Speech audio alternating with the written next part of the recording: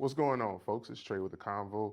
And once again, you know how we do. We introduce you to new folks, see what they got going on in the community. So I feel like I have a really special guest here, not only because of the title that he holds, but also because he's a person that I've seen grow over the years, even from my childhood. So I want to introduce y'all to the Superintendent of Terrebonne Parish School Board, Mr. Corey Butler. How you doing? I'm fine, doing well. That's what's up, man. Let's get right into it. How you feel in this position? It's a lot. So I, it's new to you, but it's not new to you. Not new. Um, I would say the feeling is probably surreal. Mm, Um, More focus on the work, more focus on creation of opportunities for young people um, upon exiting high school, and that's the primary focus. Just creating opportunities. Sure, we do want our students reading by the third grade, but what happens after that? correct. Our priorities do align with the State Department of Education priorities. Hmm. We, by location, by demographically, we live in South Louisiana, a heavily industry-based area, and certainly that's something that we want to make sure that all of our graduates who don't want to attend college coming out of high school, we want to make sure that they're equipped with industry-based certifications as well as opportunities for employment should they seek it Right. upon exiting. So that's hugely the work that since being named superintendent, selected superintendent that is, that I've been focusing on, trying to create those partnerships because those are going to be so significant, not just for our graduates, but it's going to be significant for what they do in terms of how they impact our high schools in, as far as the Thrive component, which is the new component, one of three components that's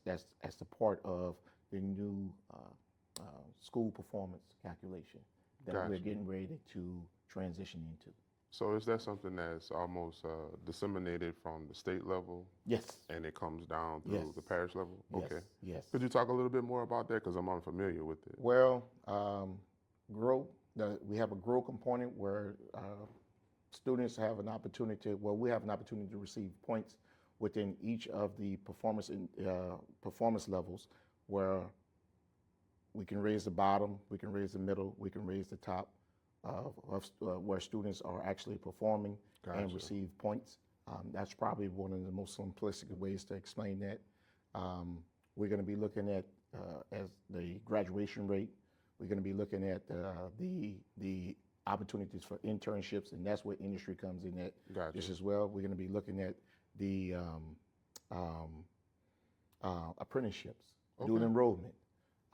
These are part of the Thrive component. We'll also look at the assessment piece in terms of how students score on the LEAP assessment. Gotcha. Okay. Yeah. Well, I kind of get that from That's the achieve portion.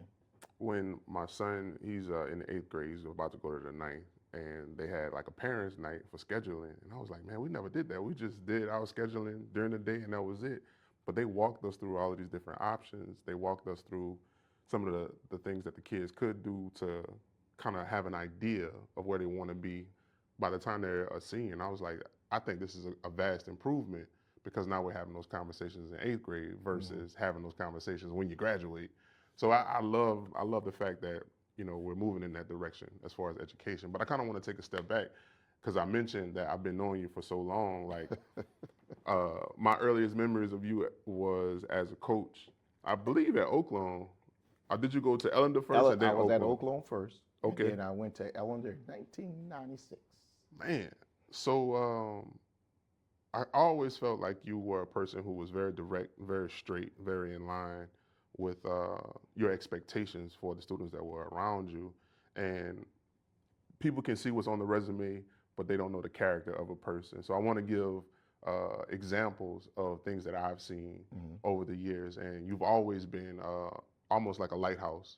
You know, when there's a lot of foolishness going on, it wasn't always about business, but it was about, do you understand what things that go along with The that? lesson. Yeah. So I just wanted to talk a little bit about that. Like, talk about your pedigree and how you got into education to begin with. Whew, I've had this conversation quite a few times. My father has been a great influence on me. Okay. I thought I wanted to be in medicine initially. Did an internship at Terrebonne General back in the 90s and with physical therapy. Mm-hmm. And I knew that that wasn't something that I probably would continue for a career. So I was asked by my dad, who was a professor at Nichols at the time, said, "Won't you come and take one of my classes?" He's a sociologist. He taught sociology at Nichols State University. And I never forget, and in fact, I just told this story, I think, yesterday. Sociology 151. And being that I was also I was a student athlete, I was at Nichols playing football at the time. I had some of my peers, some of my teammates, they were also in this class. And they sit in the back, but my dad always had one rule, and for me, and that was to sit in the front row. And so he didn't play that. So if you want to know about the directness, a lot of that comes from him. My mom actually taught us, myself and my two brothers, more of the compassionate aspect of how you treat people. Mm-hmm. My dad, former military, and when he said something, you didn't question it. When he said something, but he wanted to make sure that you also understood. So when you talk about the explaining part, Yeah. that's you learn the lesson. That's where that comes from. But anyway, I sit in the class and he walks in with this yellow legal pad and man just started teaching. Never saw him look down. I never saw him look down. And I mean, from talking about Emil Durkheim, Max Weber, Herbert Spencer, various sociologists, theorists, I turned around and I looked, and everybody was like this. Man. And he had their attention. And it was at that point in time I knew what I wanted to do. Initially, I thought I was going to actually go to School of Social Work at Tulane, and I thought I wanted to apply so I can work towards my MSW, Masters in Social Work. Mm-hmm. But the good Lord had a different plan for me. The summer of 1995, I was actually working at the time at the Terrebonne Parish Criminal Justice Complex. I was working with the Sheriff's Department in Corrections. My dad encouraged me to speak to one of my best friends growing up, his father, who was also here in Terrebonne Parish in education. And he said, "What you see about maybe getting into teaching?" Mm-hmm. And he didn't have to tell me twice because I already had that experience with him. And I figured if he can do that and have that kind of significant impact upon young people, that's something that I wanted more of too, because I wanted to impact young people. I wanted to impact the community that raised me. And I grew up on both sides of town. My grandparents on my dad's side lived in what we call Old Madison subdivision. He still lives right down the street from him and my mom, that is, from where he was raised.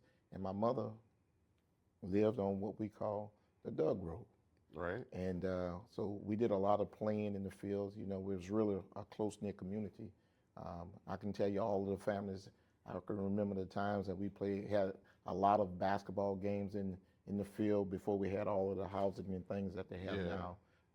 Softball games, but families that actually stayed together. Right. And influenced, you know, the generation at the time. But my father, that experience, you know, made me want to teach, and I've been teaching since 1995. I did take a year off, not necessarily off. I went back into corrections for a year with Juvenile Detention Center. I was the assistant director there, and what ended up happening, Katrina hit, Katrina and Rita. Wow. And that was an opportunity to get into administration. By then, I had obtained my master's degree in 2004. And I was offered an opportunity to go and start an alternative school, which I had experience with just right here. I worked at East Street,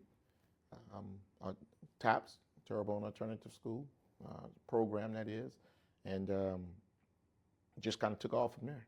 Wow.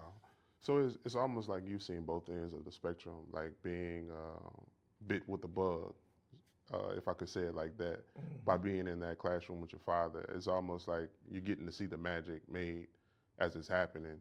And you've gone to corrections, you've been in the schools as an educator, and then you get into administration. What's been the driving force of you to like take the next step or go a step further? Making a difference, having an opportunity to impact a larger audience, Okay. and that it has its challenges, because when people have to learn who you are, no more than you have to learn who they are. Okay. And I'm speaking about faculties and staff, because change is not an element that's always readily embraced, and that it takes adjusting. Yeah. Um, you know, my leadership style would be one that lends itself to a shared decision maker, one that believes and trusts in the people that I'm surrounded by. They're competent, they have new ideas, not one that, well, everybody thinks alike. And you have to have that diversity on your leadership team. So I would say collaboration, one that is open, one that is transparent, and even when we don't agree, that's sometimes when some of the best ideas come out. I would say that I'm a shared decision maker, a transformational leader. But as a person, I think that some of those childhood experiences also come into play. Sincerity, Okay. the way you treat people, relationships are important, and trying to be that bridge between schools and community is something that's been an area of emphasis in my career. Talk about that a very little long bit time. more, like the community aspect, because there's it's almost like a distrust of the educational system on a macro scale. But when you talk about like our small community, what types of things are you looking at as a superintendent on how you bridge that gap between community and the school system? Trust is something that is earned, it's not given. It's something that I've oftentimes heard growing up. It's something that I experienced. I think people value being told the truth, even when it's hard. The most difficult part in terms of bridging that gap, being that gap, getting the community to see the school system as a partner in education rather than just having them see the school system as a bureaucracy. That's always going to be a challenge. It doesn't matter if you're in an affluent school system or not. That's always going to be the issue because people have different experiences. And I say that with all sincerity because one of the most difficult things to do is to tell somebody no, to tell somebody that, look, this is the truth about what transpired, and so therefore I have to hold your child accountable. Okay. It makes the job that much more difficult. And it's the same way with adults. Accountability. But if you want true accountability, it's not just in the holding of someone to be accountable, because accountability doesn't start with others. It starts with self. It starts with self. Yeah.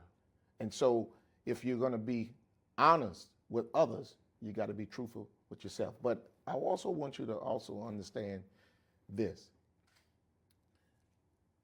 because my grandparents taught me this just as well. It's also in how you communicate. I'm learning about that right now.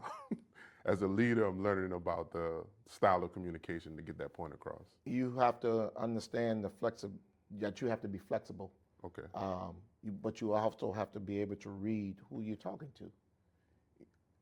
For instance, when you guys were in school, I knew who I needed to be a little bit more stern with. And I knew who I needed to show more compassion to. Now, ultimately, the expectations were it was the same for all of you guys. but I had to meet you guys where you were in That's a order to fact. get you to where I needed you to go. And that goal was to graduate from high school. Okay? That's a fact. And that goal never changes. The ultimate goal never changed. It's just that individuals have different needs. So therefore, even when dealing with parents, sometimes the way that I approach a situation is dictated by how they are actually feeling, what they may be communicating, and I think what comes into play as well is the experience part that I have with people, working with young people, working with adults in different areas, different cities, all across the state. That has helped me quite a bit in terms of how I articulate my thoughts to impact. Even in a negative, even when there's an adverse situation, we should always try to find something positive too. Yeah. But the only way that you can try to resolve conflict is you got to be able to sit down and talk. So for me, the goal has always been about trying to build up the school system, no matter where I was, rather than tear it down. Yeah. And I think that if more people took that approach, we can get a lot more done. That's an excellent point. Like when you're building those bridges, or even building communication with people within the community, I'm always looking for things that I should be latching on to. As someone who's a part of the community, where can I be available to be of use, and how can I use my platform to get some understanding about those things? And I just like the fact that you mentioned that, because that's the hardest road that I feel that we have right now. This is what it is, and this is what it needs to be. So how do we get there? How do you get there? That's the challenge. That's always going to be the challenge in education, because you're dealing with so much diversity in terms of socioeconomic status, diversity in terms of gender, diversity in terms of race. You're dealing with so much diversity to whereas where do you meet? If there isn't a one-size-fits-all approach. There isn't. You can have systems in place that establishes a level of expectations, but we're also bounded by laws. Yeah. And you can be less stringent, but you can't be more. Okay. So it's to find that happy medium in order to give individuals what they need. In our case, kids, and in some instances, adults. So what does that look like for you as someone who's been in administration for so long? What are I guess you would say, the broad strokes of, man, if I was in that position, here's an example of something that I would change, or what is something that you're laser focused on right now coming into this position? Organizational efficiency. Man, that sounds like a business owner. Tell me more. How does that fit into? Well, education truly is. I mean, it is a business. Yeah. It's a business that involves children and families. Yeah. Ensuring that we spend taxpayers' dollars to improve educational outcomes of young people. And that entails a whole bunch of things. It entails transportation, ensuring that we get the kids to school safely and on time, to and from. It entails food and nutrition, breakfast, lunch, and we have to meet the national and state standards in doing so, as it involves nutrition.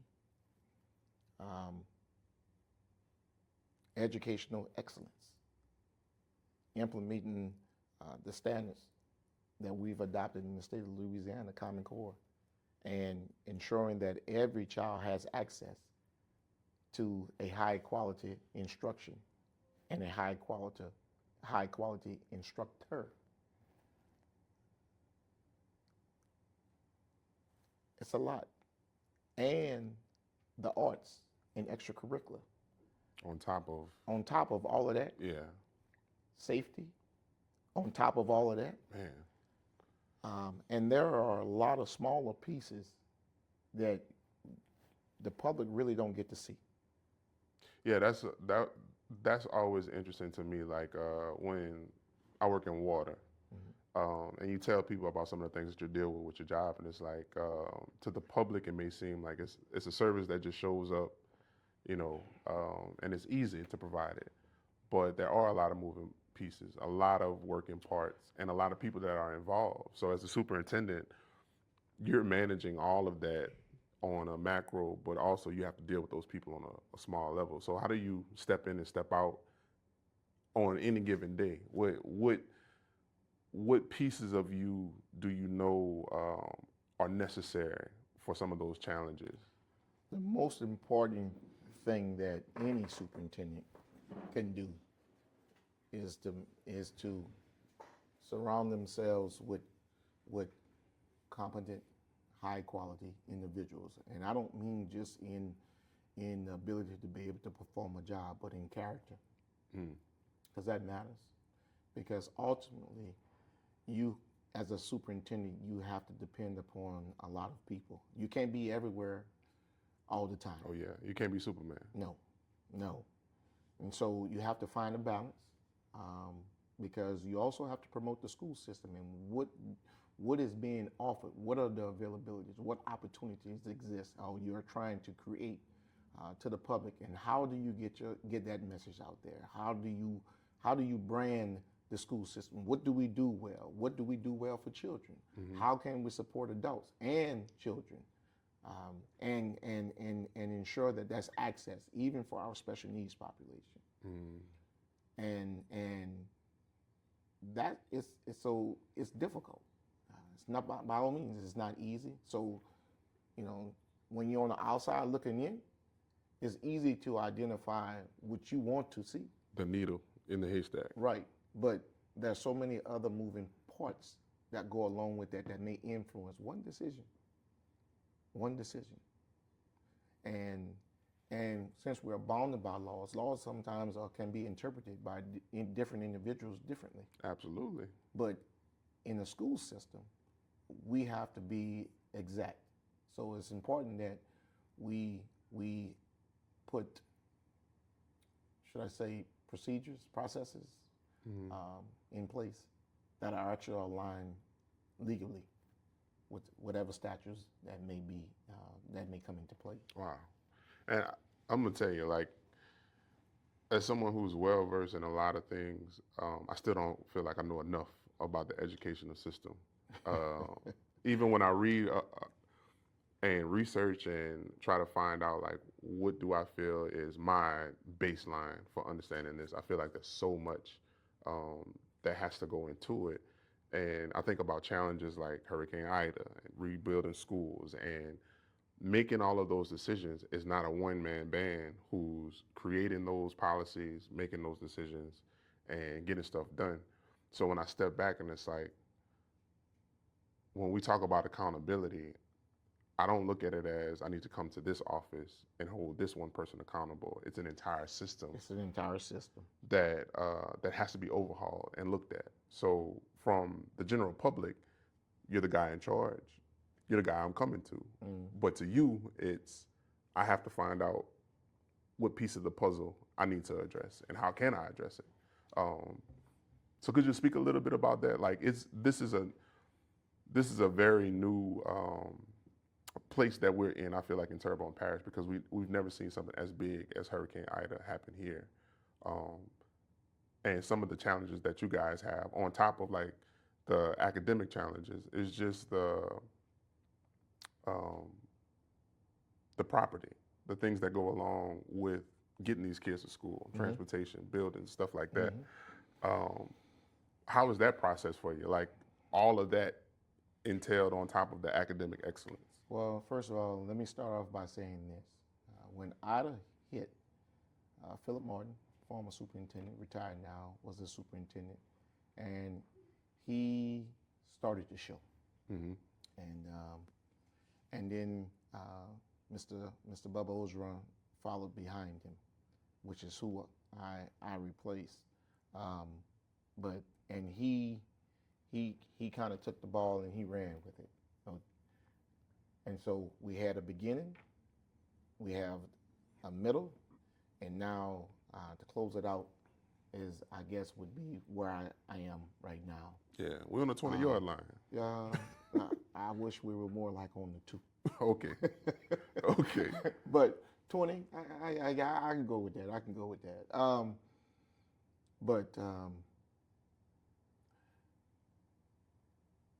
You deal with so much. I go back to laws. You got bid laws that you have to know. You have to know what your thresholds are before you actually have to have something out to bid, or you have to get 3 bids for. You got to think about the procurement process. You got to think about return on investment and ensuring that we are spending dollars where we need to spend them, and we are looking at measures for cost efficiency, especially as we're talking about energy and the building of schools. Right now, as you may know, we've broken ground on Upper Little Caillou. We've broken ground on Grand Caillou Elementary. We're currently building South Terrebonne Middle, and we'll await approval from FEMA so that we can rebuild Ellender. Okay.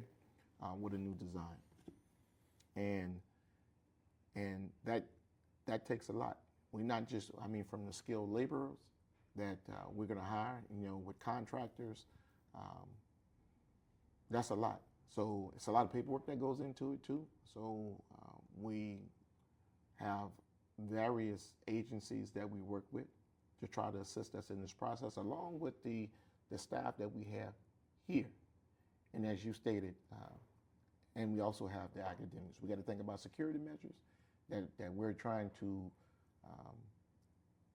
implement as far as new buildings and the infrastructure to ensure safety. And at the same time, it just doesn't stop there. As you said, IDA was I'm not going to say a once-in-a-lifetime event, but I'm not going to win. I hope in our lifetime, it's a once-in-a-lifetime event. But we also got to think about our building infrastructures for our buildings that didn't have the significant amount of damage too. Yeah.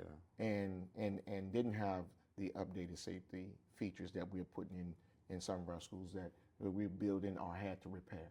Yeah, I saw some of that when I came to the meeting, and I listened to you and the architect speak about some of the features that were going into Ellender, and I was like, these are things that I've never thought about, because most of the schools have been retrofitted.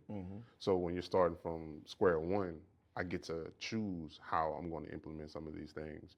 And the detail that was given with that presentation about how Ellender was, I can understand how much went into all of those other schools, including Ellender, on how you get there, when you're having input from the principal, when you're having the architect, when you're having pieces from the outside who are saying, no, FEMA said we got to do X, Y, and Z. That's right. Flood maps. Bruh, I was overwhelmed by the fact that the flood map goes across the property for Ellender. So because we touched the flood line, we got to put everything at this elevation. And I'm like, it's not a decision that's made lightly, and it's not made overnight. That's a lot that goes into the planning process. That's a lot that goes into it. I am by all means not an architect at all, okay?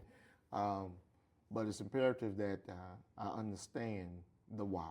And you brought it about, in speaking about the opportunity to meet with you guys with Mr. Hebert, it was important that you understood the why, as to why the design is what it is. And the biggest contention was a cafeteria. Well, a cafeteria allows us to do many things. It gives us a space that gives us flexibility for dances. It gives us a space that gives us a flexibility to feed. It's all according to what your perspective is. But what went into that ultimately was trying to create a state-of-the-art environment for young people that would be utilized and touched by a student on a daily basis in the most cost-efficient way. Because being a person that walked the halls of Ellender High School for 9 years, 4 as a teacher and a coach, 5 as the principal, we rarely used the auditorium, yet it was a large space that we had to cool down. That wasn't energy efficient at all. And that's just the truth of it. I mean, I understand traditionalism. I understand being traditional in terms of, well, I want what they have. But let's really, really, really step back and take a look at this, okay? How much did we really use that auditorium? Mm-hmm. How many plays did we do? You remember? When I was there, I only remember Little Shop of Horror 1 year. And other than that, I don't know. Okay, some years none, right? Because that's contingent upon whether or not you have a drama club. Right. Okay? Other than that, we use it for Ring ceremony. Ring ceremony. Maybe opening the schools, and since, I can go back even further, because when Ellender was just created as a high school, we actually used it for graduation. I wasn't there, but I know because I had a cousin that was part of the second class there. Graduation was there, but then graduations transitioned to the Civic Center, so no. And dances were being held off campus, and still to this day are still being held off campus. This gives you the option of holding a dance on campus, which cuts down on costs for the school in terms of having to go and rent a space. Now you already have an available space. Right. Okay? And that means that your homecoming sales in terms of tickets for prom, that stays at the school. Yeah, that stays on campus. At the school. And so now you looking at, well, maybe you just got to pay for like drinks, refreshments, and security. Now we have Act 311, which states that you have to pay folks for doing things extra, especially when it involves like clubs and things of that nature. So you may have a little bit of overhead, but not as much as it would cost in terms of having to rent a space that don't belong to you. Gotcha. And I think the other part that you have to consider is this: the school is being designed to be safe and secure. So we actually can close off different spaces for access. And when students are in that space, they are in that space. Yeah, when the architect brought up the fact that, if you go through the doors of the North Mall, the old North Mall, Mm-hmm. if you had a basketball game, you go through those doors, you could go through the whole school. The whole school. And even as a student, I mean, shoot, we did it. And there was no supervision. No supervision of it. So, I mean, I understand that. And I think people that know and remember need to reflect upon that. And then when you think about the 2 mall areas, it may have been a good design back then, but times have changed. Yeah. And when you look at just those spaces, those were huge spaces that really not much was really going on in. We used one part of the mall for one lunch, another mall for another lunch, and the cafeteria room was, because it was once a junior high, it only hosted maybe about 150. And we had 2 lunches, and we had to do all of that. We had about 1,000 kids at that time when I was there as principal. We had more than that when I was a teacher. That was rough. Yeah. That was rough. So I can recall all of that, and having just having a presence there as a teacher, as an administrator.